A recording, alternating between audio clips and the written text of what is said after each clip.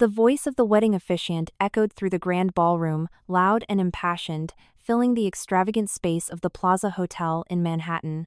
And now, let us welcome the parents of the bride and groom to the stage with our warmest applause, to bestow their most heartfelt blessings upon the newlyweds. Thunderous applause erupted.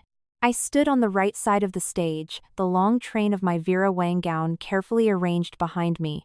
Beside me, Carter Sterling looked impeccable in a bespoke Tom Ford tuxedo, his jawline sharp and cold like a finely carved ice sculpture. From the moment he picked me up this morning until now, he had maintained a perfectly polite, practiced smile. But in his eyes, from beginning to end, there wasn't a single ounce of warmth. The grand double doors of the ballroom swung open. The spotlight swung to the back. My father, wearing a faded, oversized suit he had probably bought at a thrift store in the 90s, stood up from the very last row of tables. His back was slightly hunched, and his left foot dragged just a little when he walked, an old injury from his years working the steel mills in Ohio. He nervously tugged at the hem of his jacket, a cautious, almost apologetic smile plastered on his weathered face as he made his way toward the stage, step by step. In stark contrast to my father were Carter's parents. Richard Sterling wore a custom charcoal gray Brioni suit.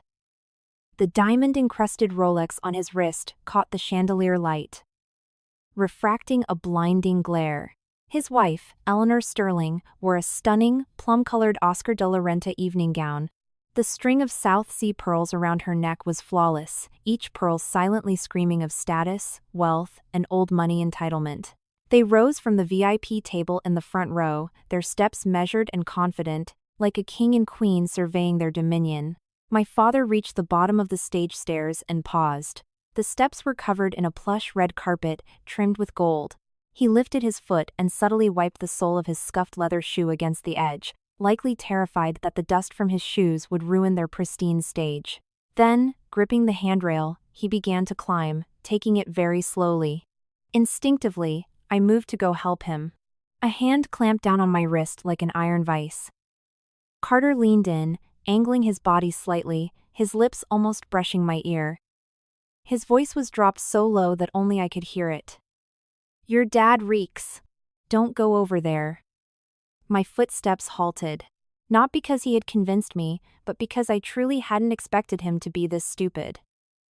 I turned my head and met his indifferent eyes. There was no guilt in them, no hesitation. It couldn't even be called malice. It was just a naked, absolute, matter-of-fact disgust. He said it like he was stating a mundane fact of life. Like saying the weather was bad today. Or that a dirty napkin needed to be thrown in the trash. He felt my father was unworthy of standing on this stage. He felt I wouldn't dare talk back. He was absolutely certain that I would act exactly as I had for the past 3 years.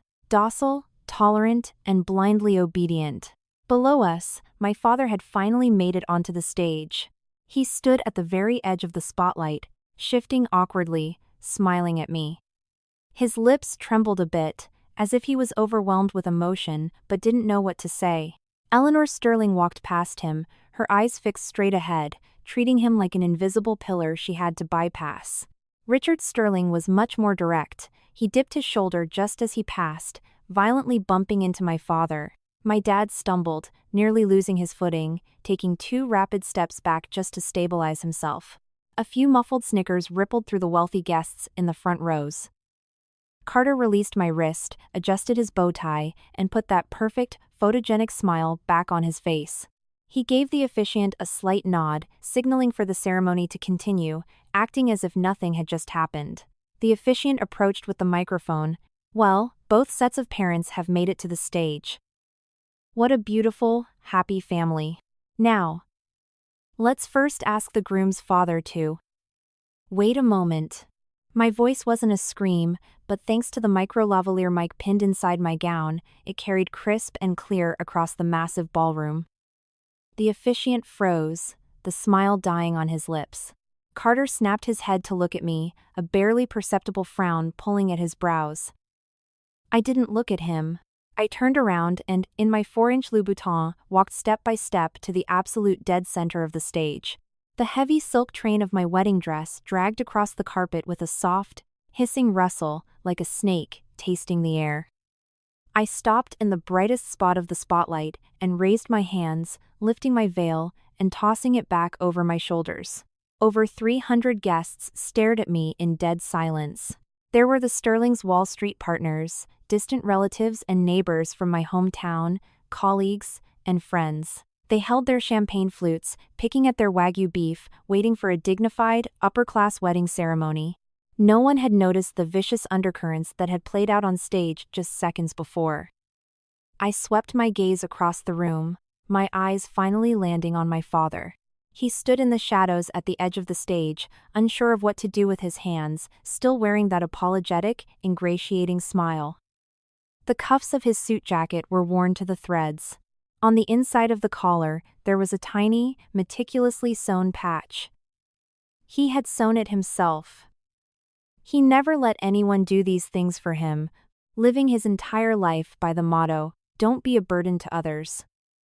Looking at that smile, my chest felt like someone had shoved a red-hot iron into it. 3 years ago, this was the man who, to scrape together the seed money for my tech startup, sold his only house in Ohio, and lived out of his pickup truck and a rusty trailer for 6 months. 2 years ago, when I was hospitalized after a car crash, he rode a Greyhound bus for 18 hours straight to get to New York. He sat on the floor outside the ICU for 3 days and 3 nights without closing his eyes, eventually passing out in the hallway. A year ago, when the Sterling family ambushed me with a prenuptial agreement demanding I waive all rights to marital assets, he didn't understand corporate law. But he knew his daughter was being bullied. Quote from Manus 20T's 5 CPA. He took a red-eye train to find an old high school buddy who was a lawyer, humbling himself and begging for advice for hours. When he came back, his eyes were red as he told me, "I'm sorry, kiddo. Your old man is useless. I don't know how to help you." And now, his son-in-law said he reeked. His in-laws shoved him aside like a piece of worthless garbage in the way. And the glamorous people sitting in the audience were laughing. I raised my hand, signaling the sound engineer to turn up my volume.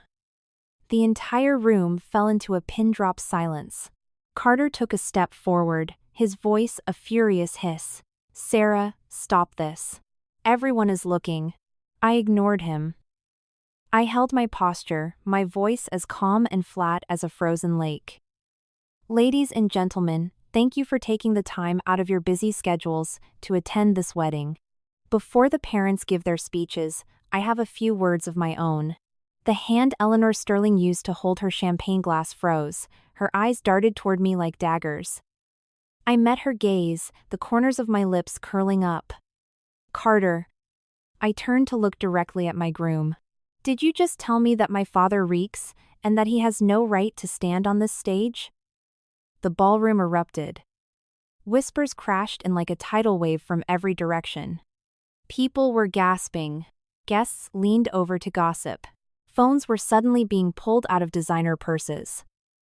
Carter's face turned a violent, ashen gray in an instant. He probably never fathomed that I would air that sentence out in public. "Sarah," he hissed, reaching out to grab my wrist again. "You've had too much to drink. I'm having security take you upstairs to rest." I twisted my body, dodging his hand, and took another step toward the front of the stage. "I haven't had a drop of alcohol," I said, smiling broadly, my voice crystal clear.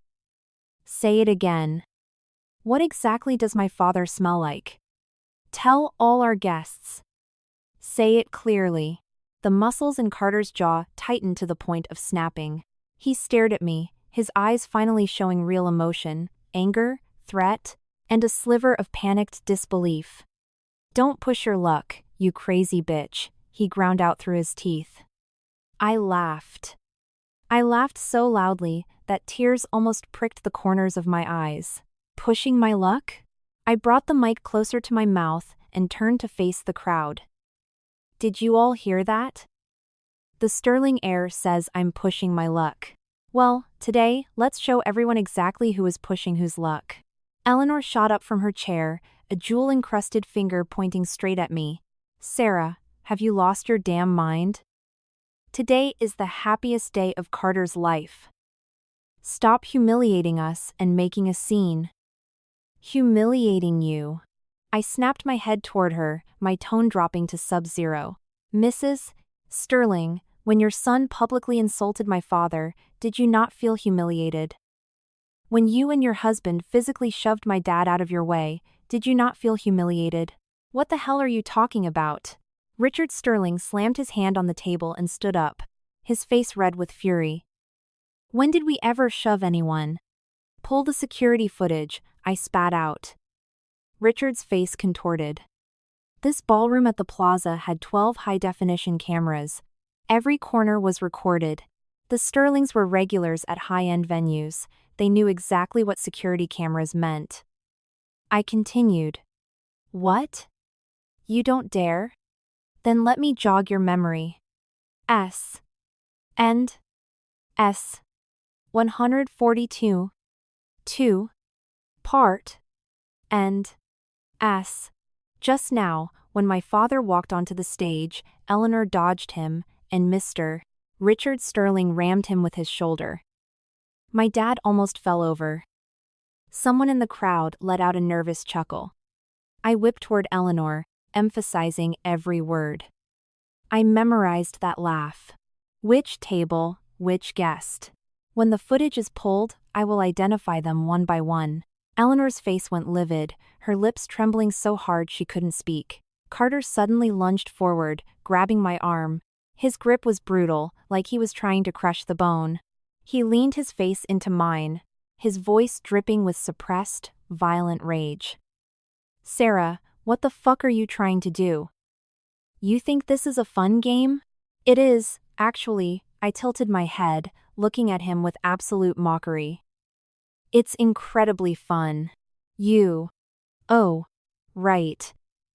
I cut him off, casually yanking my arm free from his grip. Didn't you ask what my dad smells like? Allow me to answer that. I walked over to my father, taking his calloused, weather-beaten hand, and pulled him directly into the center of the spotlight. My father's hand was shaking, his whole body was shaking, his eyes were red, and his lips quivered as he tried to speak, but no words came out. I squeezed his hand tightly and looked out at the sea of guests. The smell on my father is concrete dust, it's rust from rebar. It's 30 years of sweat. He started working construction at 16. He hauled cement, bent steel, and took every grueling, back-breaking job out there. His back is bent from carrying cinder blocks, his leg is shattered from a scaffolding fall. He used these hands to raise me, put me through college, and scrape together every penny for my startup. I let go of his hand and walked right up to Carter. And what do you smell like, Carter? I looked him up and down, scrutinizing him like an overpriced, defective product, a bespoke suit. Creed cologne. $100,000 worth of clothes and accessories on your body. But out of all the money you've spent, how many cents did you actually earn yourself?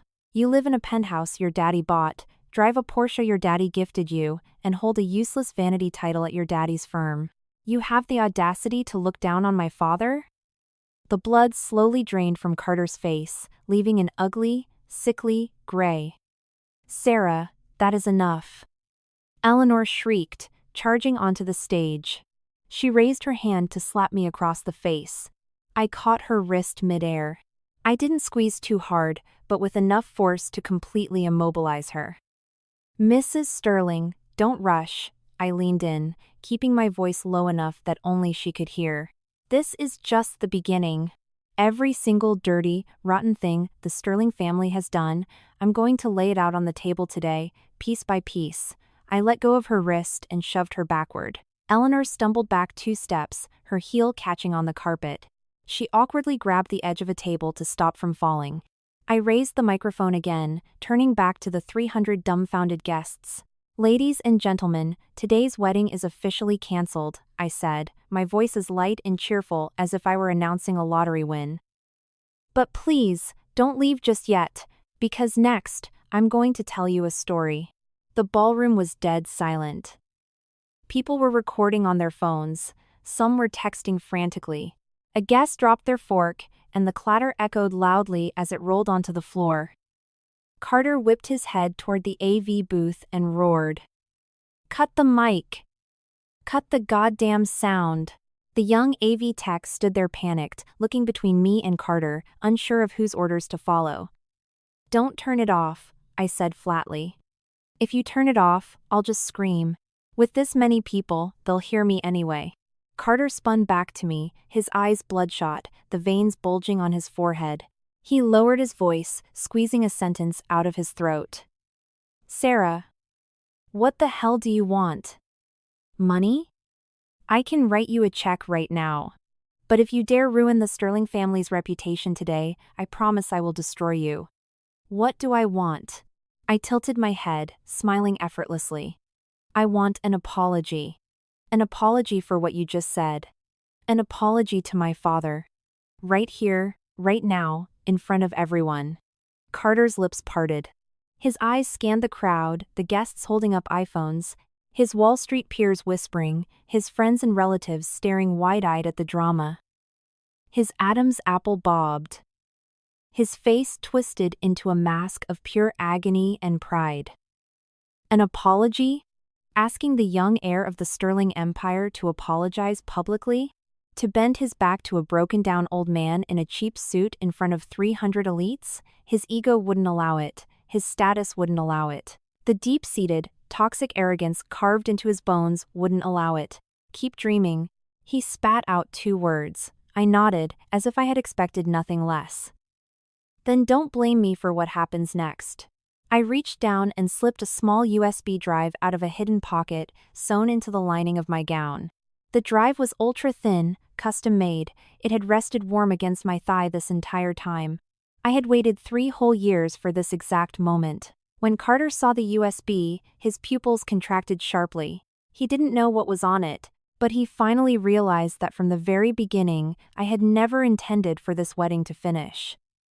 "You, Mr. MC," I waved at the terrified wedding officiant. "Could you do me a favor? Plug this drive into the AV laptop. Put folder 1 on the big screen, full size." The MC was pale as a ghost. He looked at me, then at Carter, his legs glued to the floor. "Do it now," I commanded, my voice dropping an octave. The MC shuddered, jogged over, and took the USB. Carter tried to lunge and tackle him, but I stepped right into his path, pointing a finger an inch from his nose. "You lay a finger on him, and I call the NYPD immediately. Assault and battery at a public venue. The cameras are rolling. You're a smart boy, Carter. You don't want to make this worse, do you?" Carter froze in place, his fists clenched so tight his knuckles turned white. Off stage, Eleanor's screech pierced the room. "Sarah, you little whore. You wouldn't dare." Her voice cut off abruptly. Because she saw the massive LED screens light up. All 300 guests raised their heads in unison. When the screen flickered to life, it was as if someone had hit the pause button on the entire ballroom.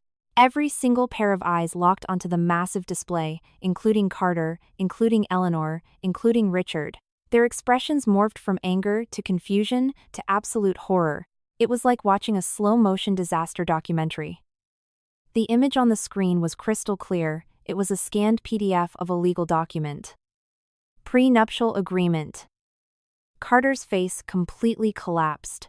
He whipped his head toward me, and for the first time, I saw genuine, unadulterated terror in his eyes. Not anger. Not a threat. But the naked panic of a man who just had his trump card flipped over for the world to see. "Turn it off," he shrieked, lunging toward the AV booth. I said, "Turn the fucking screen off." The MC backed away in terror, clutching the remote control and hiding behind a table. Carter tripped over the thick carpeting in his frantic sprint, crashing heavily face first onto the edge of the stage. His forehead slammed against the metal trim with a sickening thud.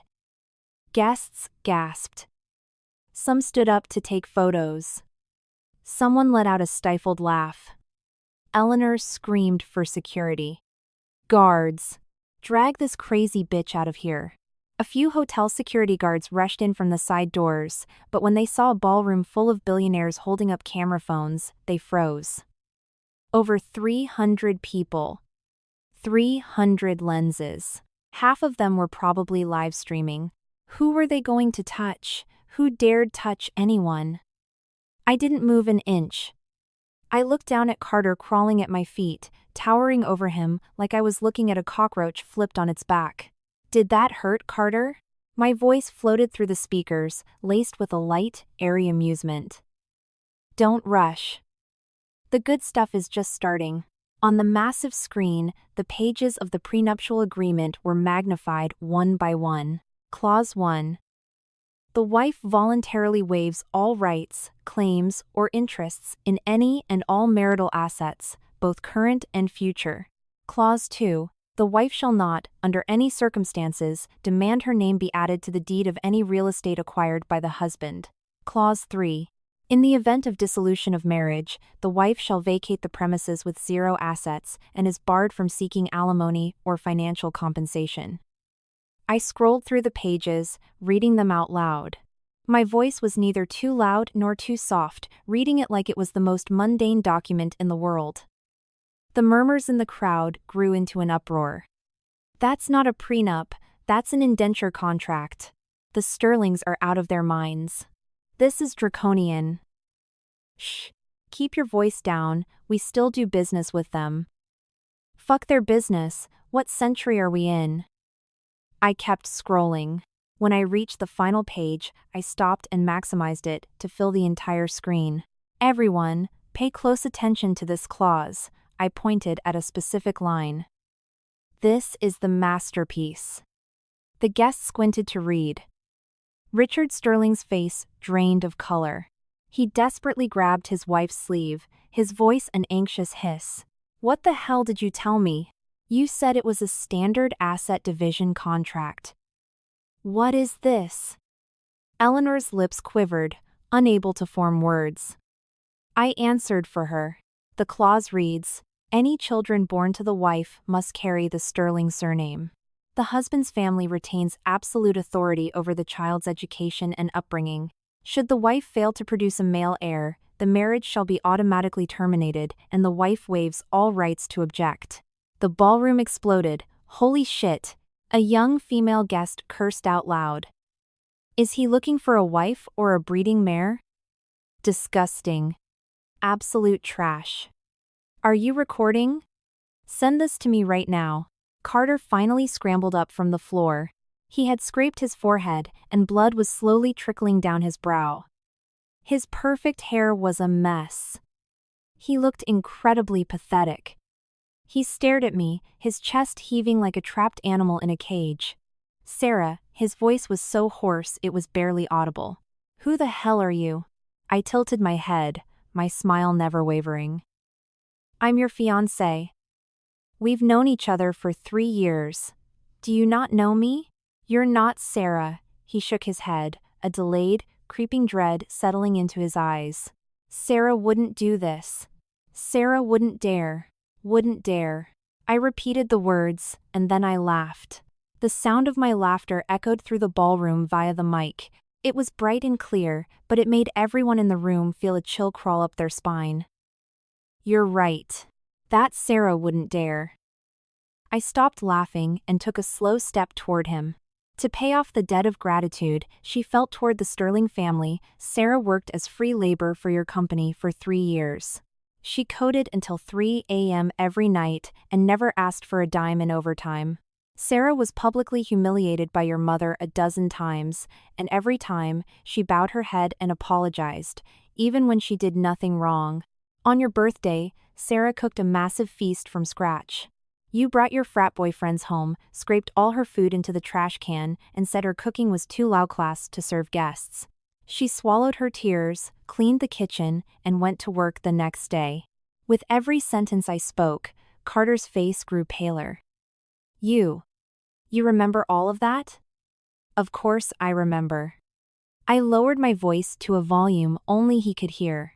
I remember every single detail, every word, every look of disgust. Did you think I swallowed my pride because I was madly in love with you? Because I couldn't survive without the mighty Sterling family's protection? Carter's Adam's apple bobbed. Dead wrong. I turned my back to him, walking back to the center of the stage. I raised the mic, my voice returning to its confident, ringing clarity. Ladies and gentlemen, the prenup you just saw was forced on me by the Sterling family. They thought I had no other choice, because my father was ill and I needed money for his medical bills, and I had already poured my entire life savings into the tech startup Carter and I co-founded. The crowd quieted down. But there's one small detail. I held up a single finger, winking at the audience. In that startup, Carter invested $2 million, holding a 30% stake. I invested $8 million, holding a 70% stake. Richard Sterling bolted upright. Impossible. Where would you get $8 million? Excellent question. I clapped my hands, like a teacher praising a student. Where did I get $8 million? Mr. Sterling, did you ever actually run a background check on me? Do you even know what my father did before he retired? Richard froze. He had run a background check. His report said Sarah was an ordinary girl from the Midwest, daughter of a retired blue-collar worker. Middle class. No connections, no backing. That was exactly why he thought she'd be easy to control, and why he agreed to the engagement in the first place. The background check you saw was exactly what I wanted you to see, I said effortlessly. I walked over to the AV laptop, clicked the remote, and the screen switched. It was a corporate equity structure chart, company name, Blue Star Innovations. Registered capital, $10 million. CEO and legal representative, Sarah. Blue Star Innovations? Someone in the crowd gasped. The AI tech firm that won the Silicon Valley Innovation Award last year? Yes, that's the one. A middle-aged man in glasses pushed up his frames, his voice trembling in disbelief. That company's valuation hit $500 million last quarter. And they just secured a $20 million government tech grant. My God. Carter stared at the equity chart on the screen, looking as if he'd been struck by lightning. His lips trembled, repeating the same word over and over. Impossible. Impossible. Impossible. I smiled and shook my head. You think it's impossible? Because you never actually looked at me. In your eyes, Sarah was just a pathetic, desperate simp. A backup plan you could summon and dismiss like a dog. You never knew how many full-ride scholarships I won in college. You never knew how many enterprise contracts I negotiated on my own while working at your firm. You never knew that every night, after leaving your office at midnight, I went home and wrote code for my own product until 4 a.m. I stepped closer to him. My heels clicked against the stage floor, every step sounding like it was stomping directly on his heart. You really thought that company survived because of your $2 million? I let out a sharp laugh. Your $2 million didn't even cover our AWS server fees. I was the one who closed the 3 biggest enterprise clients. I rebuilt the product architecture 7 times. I led the dev team through 2 months of crunch time to crack the core algorithm. What did you do? You sat in an office drinking matcha lattes, bragging on LinkedIn about being a young tech visionary, and telling your country club buddies that you kept a smart girlfriend around to do your homework. Someone in the audience started clapping. First, just 1 or 2 claps, then more, until the whole room erupted in applause. The applause washed over the stage like a flood. Carter stood in the middle of it, pale and swaying, like a decaying piece of driftwood being battered by a storm. Eleanor finally snapped out of her shock. She ripped her arm away from Richard, stomped up the stage stairs in her designer heels, shoved a waiter out of the way, and jabbed her finger an inch from my face. Sarah, you ungrateful bitch. The Sterling family treated you like royalty, and you bite the hand that feeds you? Treated me like royalty? I raised an eyebrow, looking at her with sheer amusement. Mrs. Sterling, please, be specific. How exactly did you treat me so well? Eleanor choked for a second, then fired off like a machine gun. When your father was hospitalized, my Carter drove you to the ER himself. On your birthday, our whole family took you out for a Michelin-star dinner. When your little startup needed cash, we handed over $2 million without blinking. If that isn't grace and charity, what is? Well said. I nodded, then turned to the giant screen. Let's take a look at what this grace and charity actually looks like. I clicked the remote. The screen switched again. This time, it was a screenshot of iMessage texts. The date was from last winter, the day my dad had surgery. Carter did drive me to the hospital. But he dumped me at the ER entrance and sped off, claiming he had an urgent business dinner.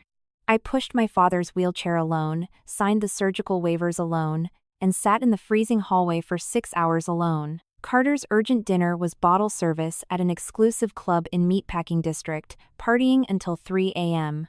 In the group chat on the screen, a friend asked, "Bro, isn't your father-in-law getting surgery? Why are you outraging?" Carter's reply, "Not my dad, who gives a shit." The room fell silent for a heartbeat, and then it boiled over. "Absolute scumbag," someone shouted from the back. A chorus of curses erupted. Carter's face went from pale to a ghastly gray. He opened his mouth to defend himself, but the screenshot was right there. Every word was typed by his own hand. Every sentence was a brutal slap across his face. "There's more." I clicked the remote again. Regarding my birthday dinner. A video played. Eleanor was holding a glass of Pinot Noir, smiling a tight, Botox-frozen smile at whoever was holding the camera, which was me. "Sarah, sweetie, you're 27 now. That's not young for a woman. It's an absolute blessing that our Carter is willing to settle down with you. Stop playing around with that silly little computer business of yours. Get married, stay home, and focus on having babies. That's your job. Our family doesn't need your pennies." In the video, my voice was small, soft as a mouse. "Thank you, Mrs. Sterling." And in the background? Carter was playing a game on his phone. He never once looked up to defend me. A blessing. I chewed on the word, turning to Eleanor.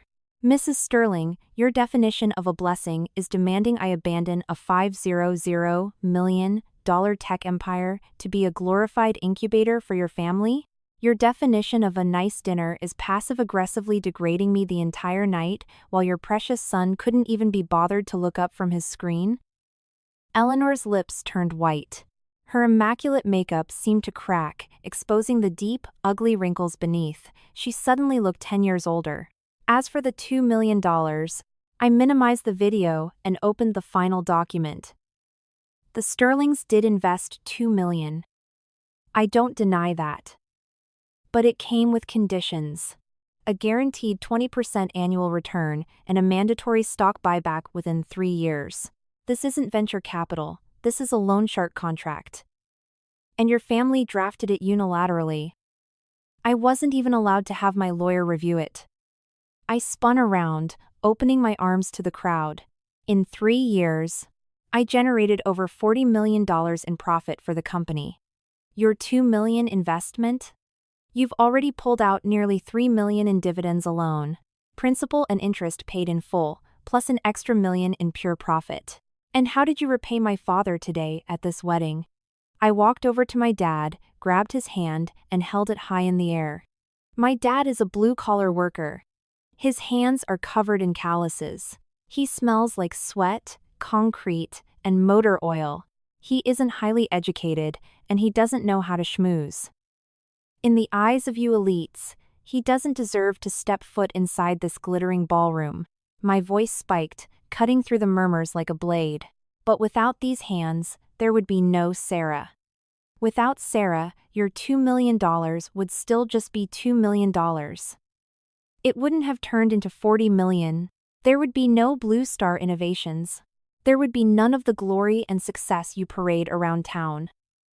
My father's hand trembled violently in mine. He kept his head bowed, tears dropping one by one onto the red carpet, leaving dark, wet stains. "Kiddo." His voice was a broken rasp. "That's enough, I'm fine." "Don't, Dad." I turned to him, my voice instantly softening, entirely different from the predator I was seconds ago. "You have never done anyone wrong. They wronged you. Today, someone in this room is going to bow their head to you." I let go of his hand and turned back to Carter. Apologize. The word was crystal clear. Carter stood frozen, his body pulled taut like a bowstring. The dried blood on his forehead flaked. His tuxedo was disheveled, the bow tie hanging loose like a hangman's noose against his chest. Everyone's eyes were on him. Eyes filled with disgust, contempt, schadenfreude, and curiosity. They wanted to see if the arrogant, untouchable prince of the Sterling family would actually bend his spine in front of a working-class old man. Eleanor grabbed Carter's arm, her manicured nails digging into his flesh. Don't you dare apologize. Why should we apologize? The Sterlings do not humiliate themselves like this. But from behind her, Richard Sterling roared, apologize. Apologize to him right now. Eleanor whipped around, staring at her husband in shock. What did you say? I said apologize. Richard's face was purple with rage, but his eyes were fixed entirely on the hundreds of iPhones recording them. He dropped his voice to a hiss. Are you blind, Eleanor? This girl came here today to burn the Sterling family to the ground. If he doesn't apologize, this goes viral, and our reputation is ruined. How will we ever do business again? Eleanor's lips trembled, and slowly, she let go of Carter's arm. Carter stood there, his head bowed, his neck stiff as rusted iron. His lips parted repeatedly, a guttural, wet sound catching in his throat, but the words "I'm sorry" refused to come out. I waited for exactly 30 seconds. Then, I lowered the mic and let out a soft chuckle. Don't force yourself. I reached out and patted his shoulder. It wasn't a hard tap, but he flinched violently, as if he'd been burned by hot coals. It's fine if you don't apologize today, Carter. Because starting tomorrow, you're going to be saying those words a lot. A whole lot. I turned back to the audience and raised the mic. Ladies and gentlemen, the wedding is indeed cancelled. But the schedule isn't finished yet. I flashed a sweet smile. To everyone in the room, that smile must have looked utterly demonic. Next up on our agenda, a showcase of the groom and the groom's family's greatest hits. I hit the clicker. The 7th folder popped up on the screen. When Carter read the title of the folder, the last drop of blood drained from his face. Sarah. His voice was an actual whimper. Don't. Scared now? I tilted my head, my smile bright. Too late. The moment my finger hit the button, Carter lunged at me like a madman. But the second he took a step, his Prada shoe caught on a fold in the red carpet he had bunched up earlier. He pitched forward, falling hard. His hands swiped wildly at the air, catching nothing. The image flashed onto the giant LED screen. A collective gasp swept through the ballroom, erupting like a tsunami. The image stayed on the screen for about 3 seconds. Then, the entire room plunged into a bizarre, suffocating silence. It wasn't that people weren't talking, it was that 300 people all sucked in a breath of cold air at the exact same time, and didn't know what to say. It was like dropping a block of dry ice into boiling water. Surface, calm, violent turbulence beneath. The picture was taken inside a hotel room. To be exact, it was Carter and another woman in bed. The intimacy of their pose required zero explanation. Carter had his arm wrapped around the woman's shoulder, smiling so wide, his eyes were closed. I knew that smile all too well. He had never smiled at me like that. It was relaxed, lazy, satiated.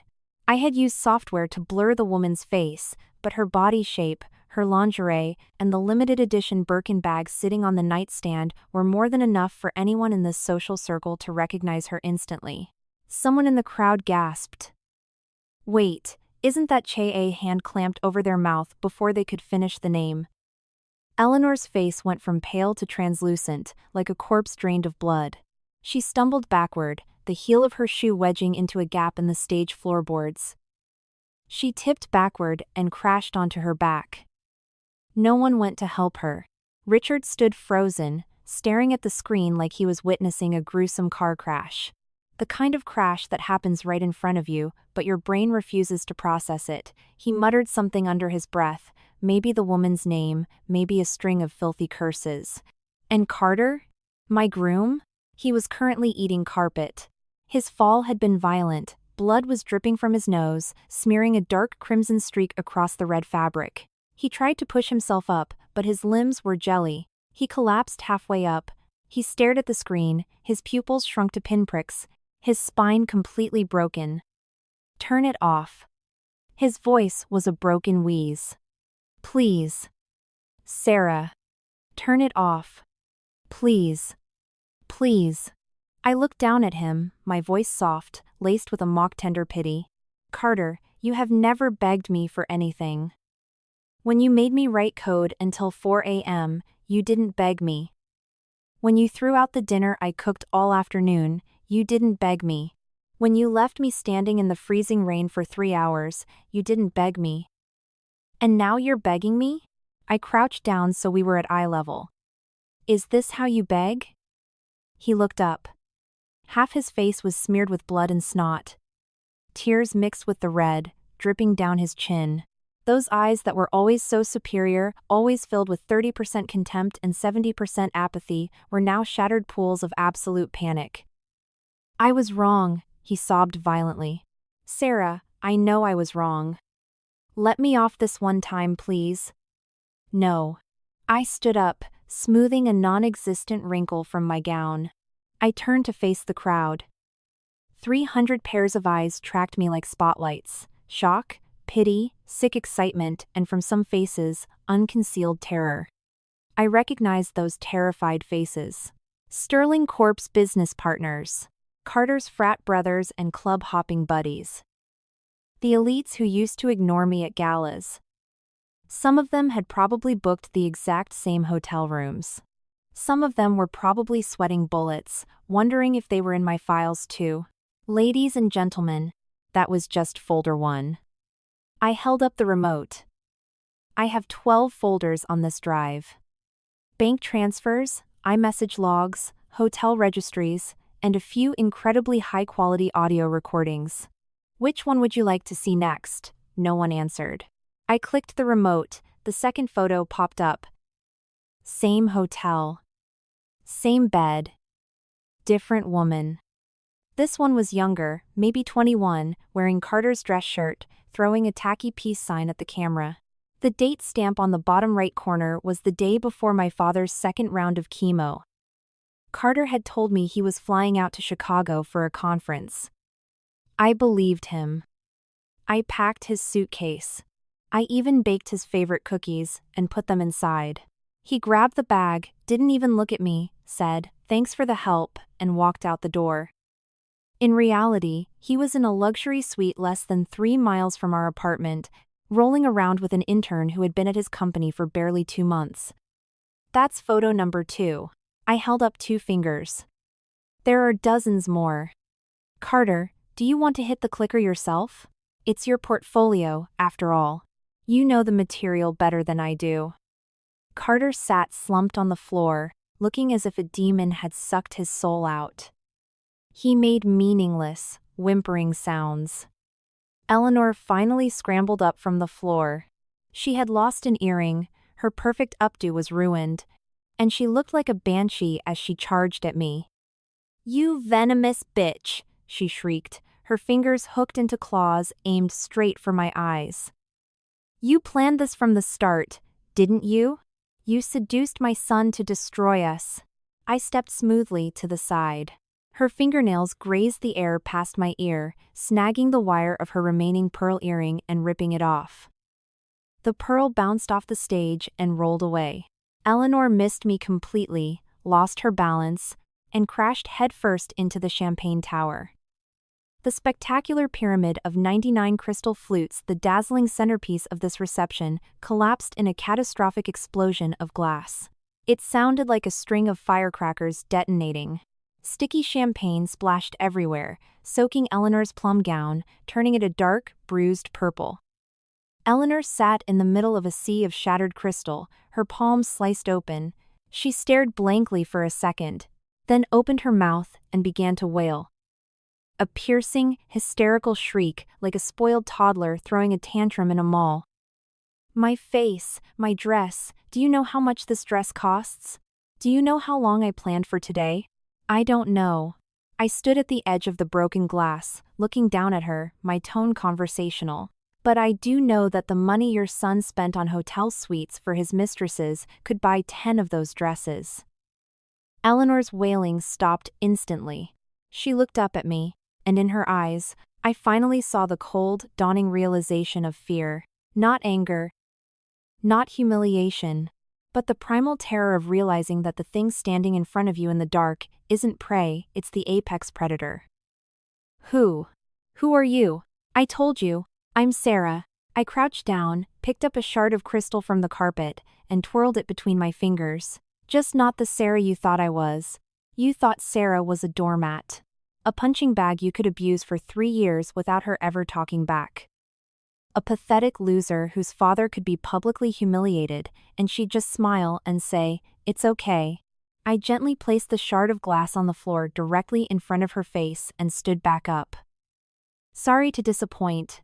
Richard Sterling had remained at the edge of the stage this entire time, completely silent. As the patriarch of the Sterling family, he had spent decades surviving the cutthroat world of corporate America. He had seen storms before. He was smarter than his wife, calmer than his son. He had read the room. He knew this wedding was beyond saving. His only priority now was damage control.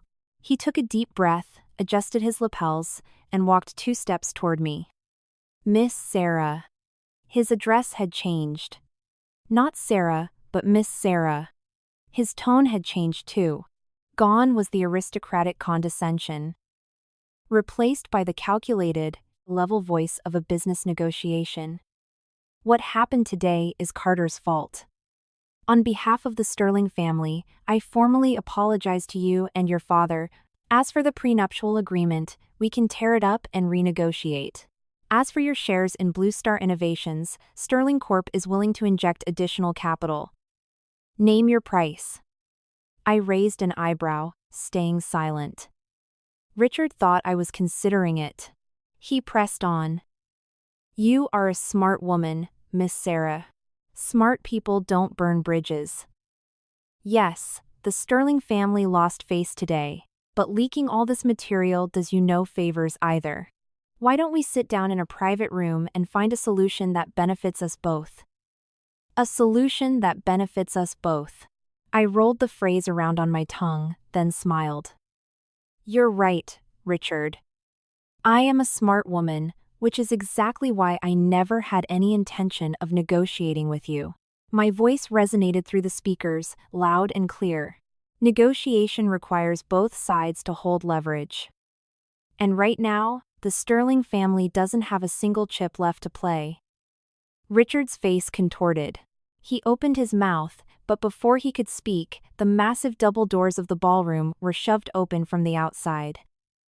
Every head in the room snapped toward the entrance. A woman in a sharp, black designer power suit strode in. Behind her trailed 2 paralegals carrying heavy briefcases. Her steps were commanding, her aura so intense that the guests crowded near the door automatically parted like the Red Sea to let her through. I knew her. Jessica. General Counsel for Blue Star Innovations and my most trusted partner. When I founded the company 3 years ago, she was my first hire. She was a decade older than me, a veteran of a top-tier New York law firm. She had seen every dirty trick and crushed every scumbag on Wall Street. Jessica walked right up to the stage, looked up at me, and gave a faint, razor-sharp smile. The message was clear. Everything outside is handled. She took a thick file folder from her paralegal and held it up. Sarah, the DA's office has filed the charges, and the civil suit is officially on the docket. Jessica's voice was crisp.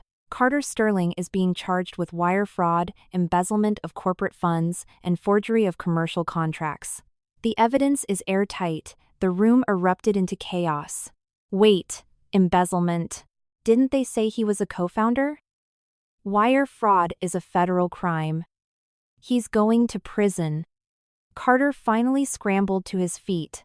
He stumbled blindly toward me, grabbing my shoulders, his fingers digging painfully into my skin. "Are you insane?" His voice was a screeching rasp. "Sarah, you're crazy. You're trying to send me to federal prison?" I didn't flinch. I let him grip me, staring back at him with dead, calm eyes. "Didn't you just ask me who I am?" I tilted my head, whispering the words. "I am the debt you've owed for 3 years." I raised my hands and, one by one, pried his fingers off my shoulders. He was strong, but my hands were steadier. I twisted his wrist just enough that the joint popped, and he cried out, stumbling backward. He looked at me like I was a monster. You were acting. For 3 years. I adjusted the strap of my wedding gown, my tone completely indifferent. From the very first night, you forced me to stay up till dawn writing your business proposals. From the first dinner where your mother called me a low-class Midwest hick to my face. From the first family gathering where your father told me women shouldn't be too ambitious and my only job was to breed a grandson. I took a step forward. He took a step back. Why do you think I tolerated it for 3 years? Because I loved you? Because I wanted the title of Mrs. Sterling? I shook my head in pity. I was waiting. Waiting for you and your father to funnel your dirty assets into shell companies. Waiting for you to sign your names on fraudulent contracts. Waiting for you to hand-deliver every single piece of incriminating evidence right into my lap. 3 years, Carter. Your family thought you were weaving a web to trap me. You didn't realize I was already holding the scissors. Carter backed up until his spine hit the LED screen behind him with a dull thud. He had nowhere left to run. Below the stage, Jessica had opened the folder and was showing the documents to the surrounding guests. The red notary seals and the court docket numbers flashed brightly under the glare of iPhone camera flashes. Eleanor sat in the shattered glass, no longer crying. She just stared blankly, like a puppet with its strings cut. Richard Sterling gripped the edge of a table, his knuckles bone white.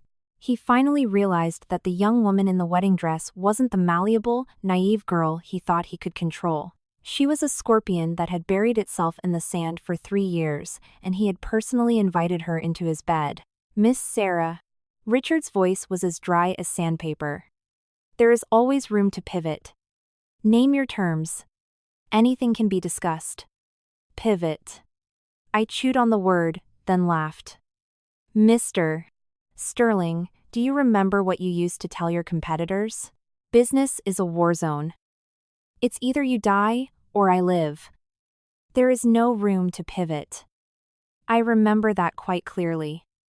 Richard's pupils shrank to pinpricks. That was a quote from a private dinner 3 years ago. He had been drunk, slamming his fist on the table. At the time, I had just started dating Carter. I was brought along as the quiet girlfriend, sitting in the darkest corner of the room. No one even looked at me, but I committed every word he said to memory. "You." Richard began to shake. "You started planning this back then?" I nodded, smiling warmly. "So you see, every word you spoke taught me how to operate. I'd say I was a pretty good student, wouldn't you?" Richard opened his mouth, but no sound came out. I turned and walked back to my father.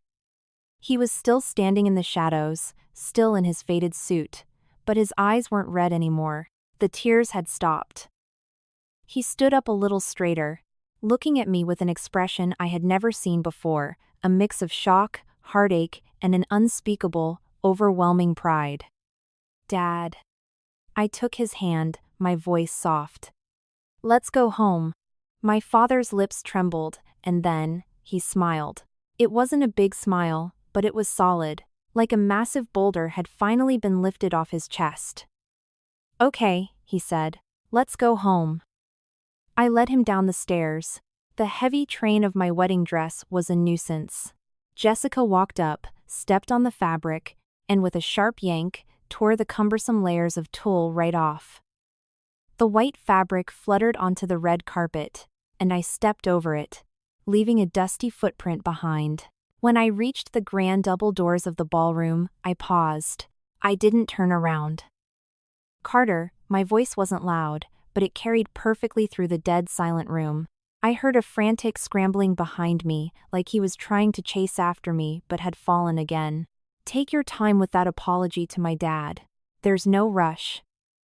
When you're rotting in a federal penitentiary, I'll come visit, and you can get on your knees and say it then. The ballroom doors opened. The bright afternoon sun of Manhattan poured in, hitting my face with a blinding, scorching heat. I squinted, holding my father's hand, and walked out into the light. Behind me, Eleanor's hysterical shrieks, Richard's furious roars, the whispers of the elite, and the frantic clicking of phone cameras all blended together into a boiling pot of chaos. I never looked back, not even once. 3 days after the wedding, visitors arrived at my Upper East Side condo. To be precise, Eleanor Sterling came knocking. It was mid-afternoon. I was sitting in my corner office at Blue Star Innovations, staring at 3 monitors, finalizing our Q3 product roadmap. My phone buzzed. The caller ID showed the front desk of my residential building. I picked it up. The young concierge's voice was hushed, carrying that specific tone of, "I don't want to say this out loud, but you know exactly what's happening." "Miss Sarah." "There is a Mrs. Sterling here to see you," she says. "She says she's your mother-in-law." She brought a team of people and 2 massive moving trucks. I leaned back in my Herman Miller chair, pinching the phone between my ear and shoulder, my fingers never stopping their typing. "Tell her to wait in the lobby." "But Miss Sarah, she claims she has the keys to your penthouse and is demanding we let her up in the private elevator." "If she has keys, let her try to use them." I cut him off, my tone flat. The door code was changed, and the locks are biometric. This apartment is solely in my name. If she attempts to force entry, the hallway cameras will catch it. "Oh, and tell her I've already called the NYPD. The concierge went silent for 2 seconds, then replied with barely suppressed excitement. "Understood, Miss Sarah."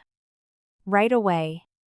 I hung up, typed code for another 15 minutes, committed the changes, calmly shut down my PC, grabbed my Birkin, and took an Uber home. When I arrived at my building, Eleanor and her entourage were standing by the luxury planters outside the lobby, looking like fish drying in the sun. 2 burly movers were smoking by their truck. A middle-aged man in a suit, likely a lawyer, was pacing and frantically checking his phone. Eleanor stood at the front, clutching a keyring, her face a mask of purple rage. When she saw me step out of the black SUV, she stormed toward me. "Sarah, you called the cops? I am your mother-in-law. Coming to my son's house is my God-given right." "Your son's house?" I stopped 2 yards away from her, giving her a slow up-and-down look. "Mrs. Sterling, the deed to this penthouse is in my name. I paid the down payment. I pay the mortgage. Your son lived here for 1.5 years and didn't contribute a single dime to rent, HOA fees, or utilities. Legally, he isn't even a tenant. He was a squatter." Eleanor's face went from purple to a mottled, sickly liver color. Her lawyer finally put his phone away and stepped forward. "Miss Sarah, I am legal counsel for Sterling Corp. My name is Davis. We are here today to discuss the equity distribution of Blue Star Innovations." "Stop right there." I held up a hand. "Mr. Davis, right? As a lawyer, you should know that I am the absolute majority shareholder of Blue Star. If your client wants to contest equity, file a motion in Delaware Chancery Court. Do not ambush my private residence. This is harassment, and the police will be here in exactly." I glanced at my Apple Watch. 3 minutes. Right on cue, an NYPD cruiser turned the corner and pulled up to the curb, its lights flashing lazily. Eleanor looked at the police car like she had swallowed a live toad. 2 officers stepped out. The lead officer, a no-nonsense woman in her 30s, took one look at the moving truck, the sweating lawyer, and the furious rich woman, and instantly assessed the situation. "Who called it in?" "I did." I raised my hand. "What's the situation?" This woman, Eleanor Sterling, is attempting to gain unauthorized access to my private residence. The building management asked her to leave, and she refused. The officer turned to Eleanor, her eyes dropping to the keys in her hand. Are those the keys to the unit? My son gave them to me. Eleanor shrieked, her voice shrill. My son lives here. It's their marital home. How is a mother visiting her family trespassing? Ma'am, the officer's tone was deadpan. Under New York penal law, trespassing in a dwelling is a criminal offense. Who holds the deed? I do. I pulled up the digital copy of the deed on my phone and showed her. Purchased prior to the wedding. Single ownership. My ex-fiancé and I are separated, and we are handling the fallout. The officer glanced at the screen, nodded, and held her hand out to Eleanor. The keys. Eleanor's eyes bulged. Excuse me? The keys, the officer repeated, leaving zero room for negotiation. You have no legal right to possess access to this property. Hand them over, or we can discuss this in the back of my cruiser. The color drained entirely from Eleanor's face. Her lips shook like leaves in a hurricane. Lawyer Davis tugged at her sleeve and whispered something urgently in her ear. Gritting her teeth, Eleanor threw the keys onto the concrete. They clattered and bounced, landing right at the tip of my stilettos. I looked down, but didn't bother to pick them up. One more thing, I pulled a thick manila envelope out of my bag and held it out to her. This is a detailed accounting of every single dollar the Sterling family ever spent on me or my father. The hospital rides, the birthday dinners, the holiday gifts, and the $2 million investment with compound interest factored in. Bank statements and transfer receipts are included. Eleanor didn't take it. I shoved it against her chest. It totals $3,124,800. I wired it directly to Carter's personal account this morning. I don't want a single dirty penny from your family, but in exchange. I leaned in, my voice dropping to a frozen whisper. Don't you ever dream of touching a single share of my company? Eleanor's knuckles turned white as she clutched the envelope. Her fingernails dug into the paper. She glared at me, her eyes bloodshot, like a cornered animal. You just wait, Sarah, she hissed through her teeth. You think you've won? The Sterlings have survived in New York real estate for decades. You think a little tech startup brat can take us down? I took a step back and gave her a radiant smile. We'll see, but I highly suggest you check on your husband first. The IRS raided Sterling Corp headquarters at 3 p.m. today. Did you really not know? Eleanor's pupils contracted violently. She hadn't known. She had been out here all morning plotting to seize my condo, her phone likely on silent. What was happening to Richard was completely unknown to her. She frantically dug into her Hermes bag and pulled out her phone. Her hands shook so badly she mistyped her passcode twice. When the screen unlocked, it was a waterfall of missed calls and frantic text messages from Richard and the company executives. Her face turned the color of ash. Mom. Dad's company got raided. A voice croaked from the sidewalk. I turned. Carter stood a few yards away. He was wearing a wrinkled t-shirt, unshaven, his eyes sunken into dark hollows. He looked like he hadn't slept in 3 days. He held a crumpled legal folder in his hands. He looked nothing like the polished, arrogant groom from the plaza. Eleanor saw him and lunged at him like a drowning woman grabbing a life preserver. Carter! Thank God! Tell this crazy bitch to drop the charges. She's trying to send you to prison. Carter didn't even look at his mother.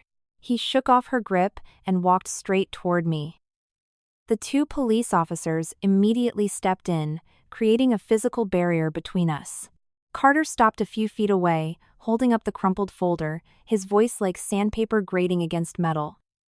Sarah, I'll sign the separation papers. I'll walk away with nothing. I won't ask for a dime. But the federal fraud charges. Can you drop them? Drop them? I looked at him, finding the question genuinely hilarious. Carter, you committed wire fraud, embezzled company funds, and forged contracts. Those are black and white facts. It's not a civil dispute I can just drop. It's a federal indictment. The victim is the corporation, not me. You are the corporation! He suddenly screamed, the veins in his neck bulging. Blue Star is your kingdom. If you tell the DA you won't cooperate, they drop the case. You just want me dead. You're absolutely right. I nodded, admitting it without a hint of hesitation. I want you ruined. Carter froze. He probably expected me to deny it, or offer some corporate jargon as an excuse. He didn't expect me to admit it as casually as commenting on the weather. I stepped smoothly between the two officers, closing the distance between me and Carter. He was taller than me, but in my heels, we were practically eye to eye. Carter, do you remember the night my dad had surgery last winter? His eyes darted away. I sat in the hospital for 6 hours. You texted me saying you were trapped at a business dinner. But you were taking shots at a club. You told your boys. Not my dad. Who gives a shit? With every word, I took a step forward. With every word, he took a step back. That night, when my dad was wheeled out of the OR, the anesthesia hadn't even worn off. He grabbed my hand, half conscious, and said, "Kiddo, Carter is a busy man, don't be mad at him. It's hard out there providing for a family." My voice was quiet, but it sliced through the street noise like a scalpel. My dad was defending you while he was bleeding through his bandages. And you? You were popping bottles with models. So, no. I will not drop the charges. I stopped walking, staring dead into his eyes. I want you to pay. Not because I hate you, but because you don't deserve it. You didn't deserve my dad's grace. You didn't deserve my 3 years of silent labor. You don't deserve an ounce of human mercy. Carter's lips trembled. His eyes were bloodshot. I couldn't tell if it was regret, terror, or both. Eleanor started screaming again, trying to rush me, but her lawyer yanked her back. The movers had long since retreated to their truck, smoking and watching the drama unfold. Tenants from my building had stopped to film with their phones. Someone muttered, "Serves him right." The female officer stepped up, her voice authoritative. "If you folks want to mediate, take it to civil court. If you keep causing a disturbance on a public sidewalk, I'm taking you all to the precinct." Carter lowered his head and stopped speaking. Eleanor stopped screaming. She collapsed against the stone planter, her designer skirt dipping into the muddy soil. Her hair was a mess. She looked nothing like a billionaire's wife. I turned and walked back to the lobby doors. As I swiped my fob, I paused and looked back over my shoulder. "Oh, right, Mrs. Sterling? The photos of your son? I have 12 folders. I only showed 2 at the wedding because the other 10 are far more explicit. If you'd like to see them, I can arrange a projector for the next Sterling Corp shareholder meeting." Eleanor's face collapsed entirely. Her mouth opened, but only a dry gasp came out. I walked inside. The heavy glass doors clicked locked behind me. The lobby was cool and quiet, the AC humming softly. I pressed the button for the penthouse elevator. As the doors closed, I let out a long breath. Not relief, exactly, but the exhaustion of a soldier stepping off a battlefield. My phone buzzed, a text from Jessica.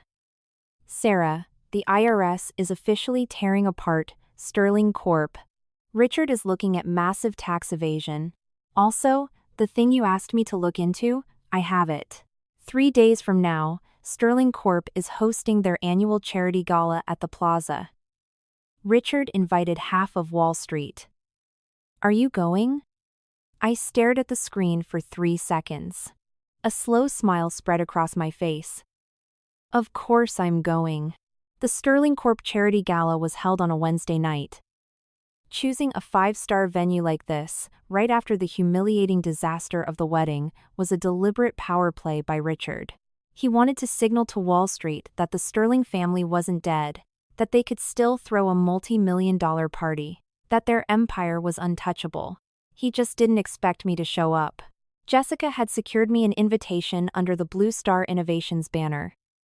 As a newly minted tech unicorn, Blue Star was naturally on the guest list. The Sterlings had either failed to check the list carefully, or they genuinely believed I wouldn't have the audacity to show my face.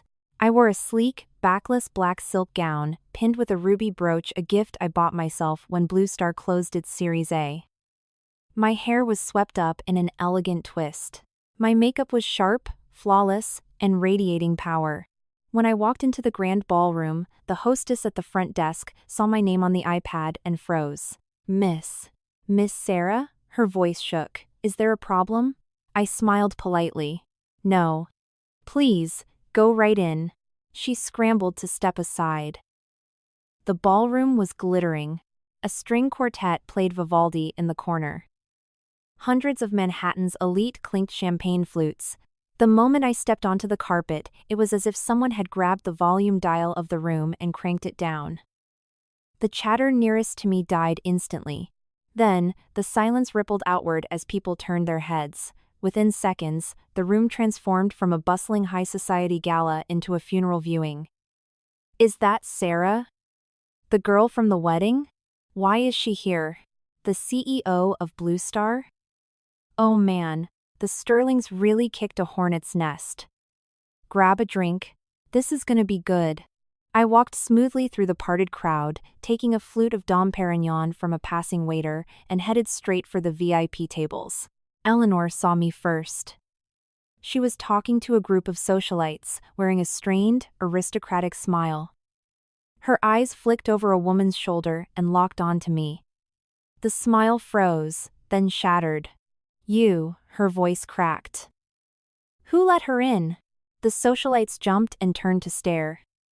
Suddenly, the entire gala's attention was pinned on me. I kept my pace, my heels clicking rhythmically against the marble floor, until I stopped a few feet from her. Mrs. Sterling. Long time no see. I raised my glass.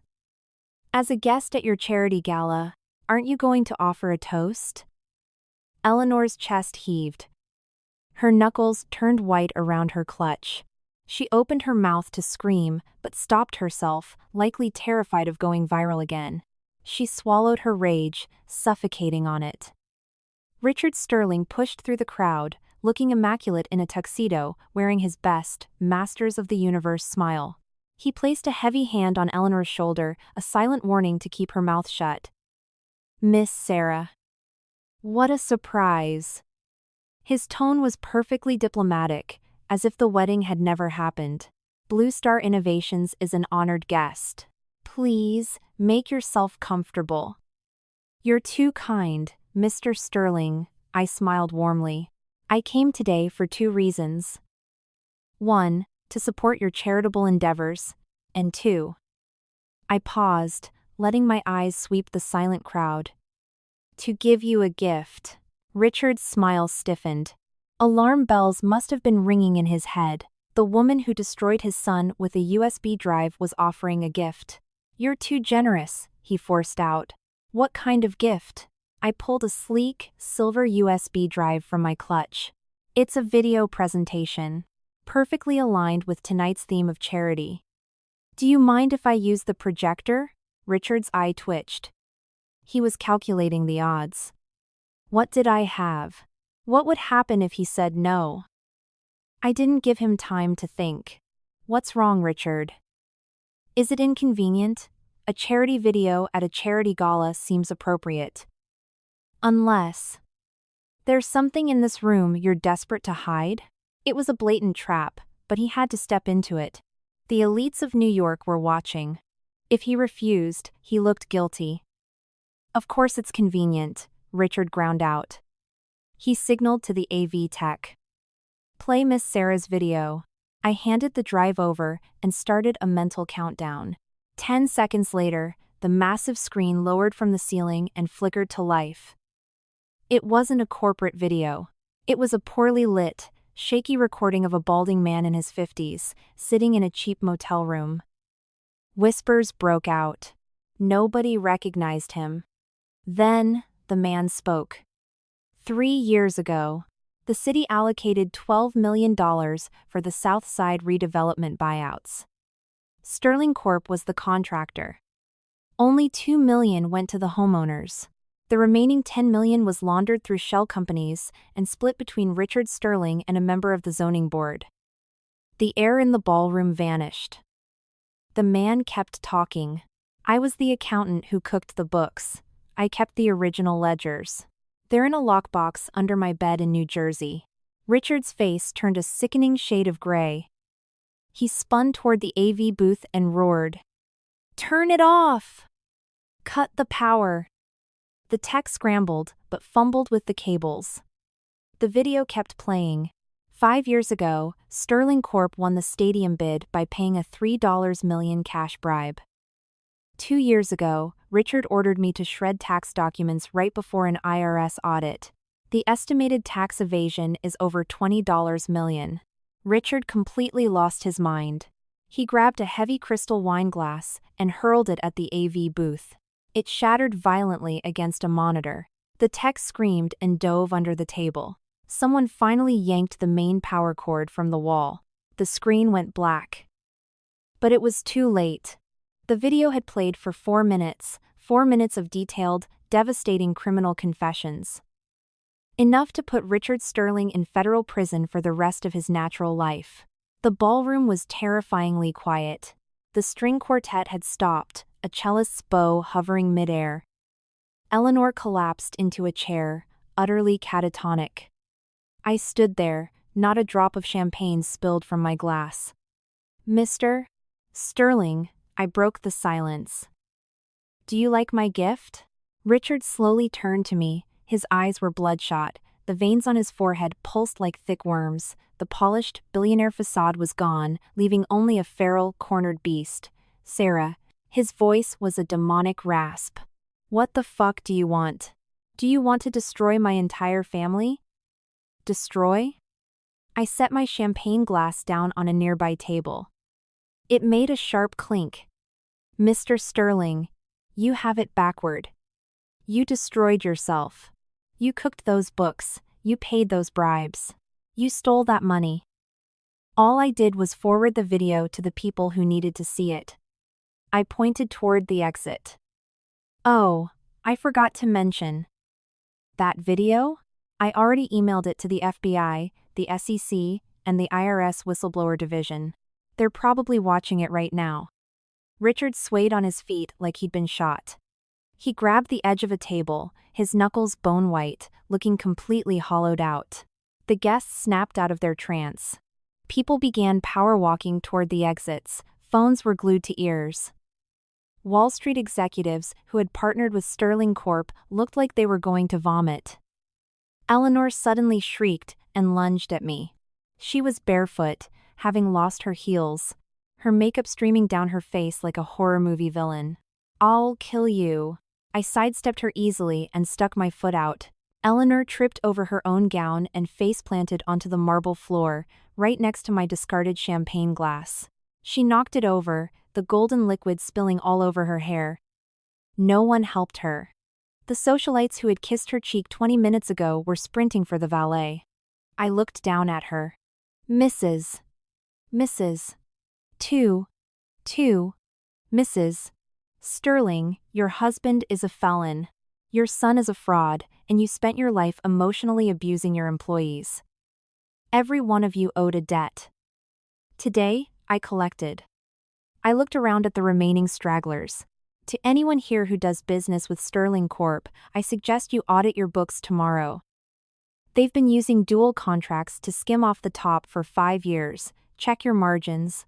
Pandemonium broke out. CEOs began shouting into their phones. I turned and walked toward the exit.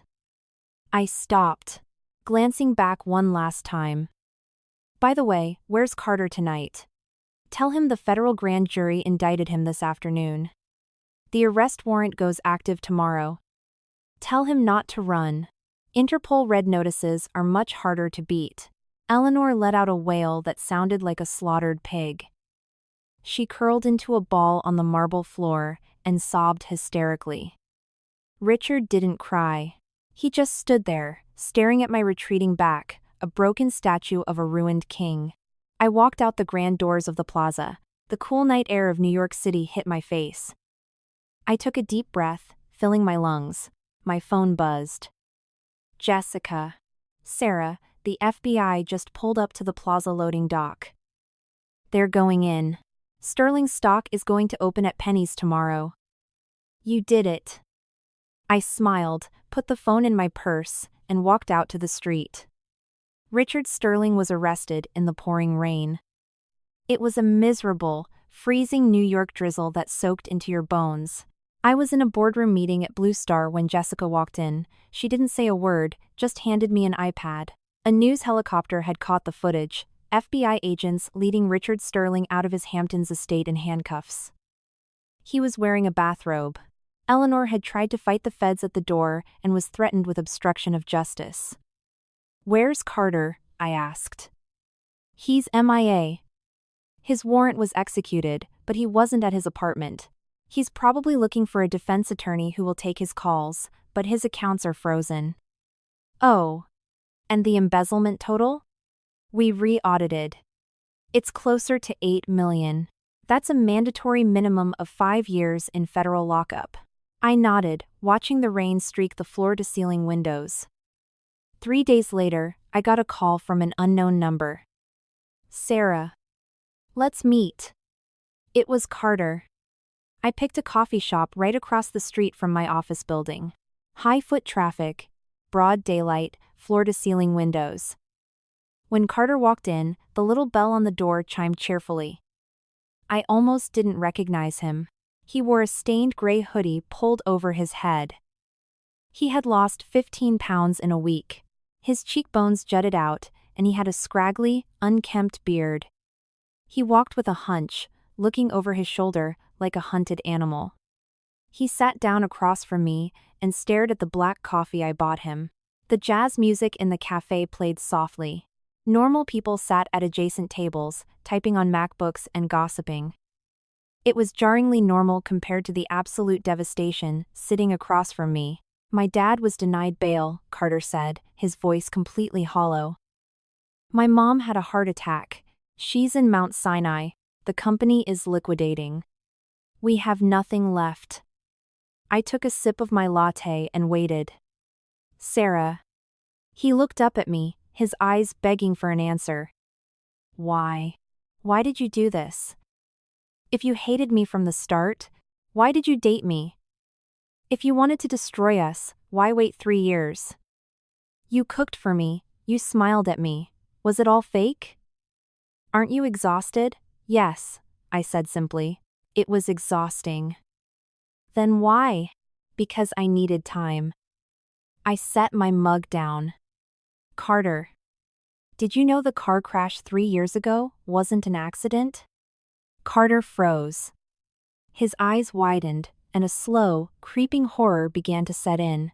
3 years ago, right after I secured the term sheet for Blue Star's Series A, I was hit by a stolen, plateless van outside a diner. My arm was shattered. 3 ribs broken. I spent 4 days in the ICU. The NYPD ruled it a hit and run. A week before the crash, I got anonymous emails telling me to drop the Blue Star project, or else. A month ago, I hacked into your father's private server. I found the equity structure for a shell tech company he was quietly funding. A company designed to steal my exact IP. Carter was trembling. Your father orchestrated that hit and run. He wanted to kill my startup so his could thrive, but I lived, so he pivoted. He told you to date me, to keep me close, to control the IP. I didn't. Carter stood up, his chair screeching against the floor, heads turned to look at us. You didn't do it, but you knew. I stared right through him. I found your geolocation data and your encrypted texts. You knew your dad ordered the hit. You knew it the day before it happened. And you didn't warn me. Carter's legs gave out. He collapsed back into his chair. I spent 3 years gathering the evidence, I said, my voice cold and steady. I cloned your hard drives while you thought I was writing your pitch decks. I memorized your father's safe combinations while cooking your family dinner. I logged every bribe, every wire fraud, every tax evasion, every mistreated dime. I compiled a Bible of your family's sins. Carter began to openly weep in the middle of the coffee shop. Tears and snot ran down his face. Why didn't you just go to the police back then? He sobbed. A broke 4-year-old girl accusing a billionaire of attempted murder without hard proof? Your lawyers would have buried me. I had to wait until I was bigger than you. Until I could drop the hammer so hard your family would be atomized. I stood up, grabbing my coat. Sitting in prison is too good for you, Carter. I wanted you to watch your empire burn. I wanted you to feel exactly what it's like to be powerless. I'm sorry. Carter sobbed, burying his face in his hands. I'm so sorry, Sarah. Save it for the judge. I turned and walked toward the door. Sarah! He cried out. If I had warned you, if I had stopped my dad 3 years ago, would we have been different? I stopped with my hand on the glass door. I didn't look back. Ask yourself that in your cell. I pushed the door open and stepped out into the crisp New York afternoon. Down the block, the flashing red and blue lights of 2 NYPD cruisers were already pulling up to the curb. The next morning, the sun rose brilliantly over the Manhattan skyline. I stood in my office, holding a mug of hot coffee, looking out over the city. Blue Star's stock was up 15% in pre-market trading. The Sterling family was front-page news, a cautionary tale of greed and hubris. My phone buzzed. Dad. I picked it up, my voice instantly softening. Hey, Dad. Hey, kiddo, his gruff, warm voice crackled through the speaker. You eat breakfast yet? Don't skip meals. You young folks work too hard. I smiled. I know, Dad. I'll eat soon. He paused for a second. I saw the news on the TV this morning. The Sterling folks, they got arrested. It was you who did it, wasn't it? My grip tightened on the phone. Yeah, Dad. It was. Good. His voice was firm. I don't know much about business, but I know they bullied my girl for 3 years. You took back what was yours. I'm proud of you. My throat tightened. By the way, he continued, a little sheepish. I couldn't find that old suit of mine. The one I wore to the wedding. I guess I really embarrassed you in that old rag, huh? Dad. I closed my eyes, taking a deep breath. I took that suit to the dry cleaners. It's hanging in my closet. You never embarrassed me, never. He was quiet for a long time. I could hear him sniffle softly on the other end. All right, all right. I won't keep you from work, he said, his voice thick. I'm making those BBQ ribs you like tonight. Come over for dinner. I will, I laughed, a genuine, weightless laugh. Just don't put too much salt this time, old man. I hung up the phone and looked out the window. The city below was loud, chaotic, and beautiful. For 3 years, I had been a ghost haunting a graveyard, living only for revenge. But the debt was paid, the accounts were settled. I took a sip of my coffee, feeling the warmth spread through my chest, and turned back to my desk to start my life.